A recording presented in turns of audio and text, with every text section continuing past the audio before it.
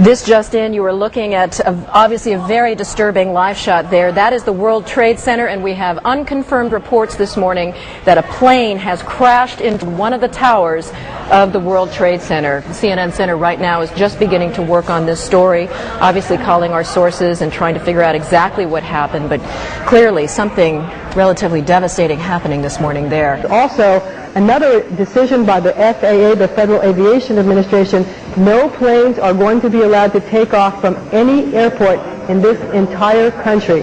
All planes, no planes will be taking off today.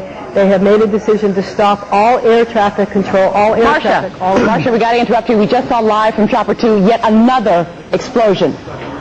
Did anybody, Janine, what did you see? You saw, was it an airplane or was it a... It looked like part of the building, if not most of the top, collapsed, and all the debris from the building was falling down towards the ground. Look at the smoke. Look at the smoke. This is the whole building, did it collapse? Do we have Jim Smith available on microphone from Chopper 2?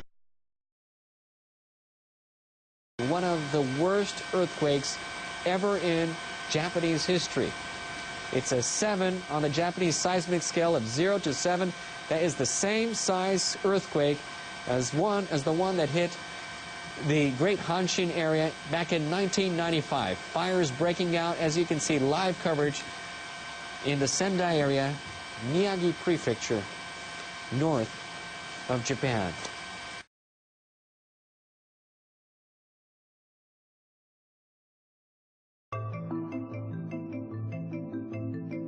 Ozone is the Earth's natural sunscreen. It screens ultraviolet radiation. If there's less ozone, more UV radiation gets to the Earth.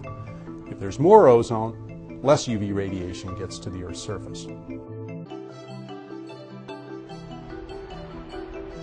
There is a question of how will climate change affect the Antarctic ozone hole.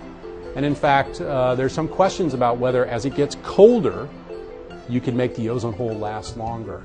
We don't have a good answer for that right now, so we don't actually know what's going to happen. So that's a real hot research topic. Our current predictions right now is that the ozone hole will be back to a level we saw in 1980 in the year of about 2070. For about the next 10 years or so, we'll see very large ozone holes.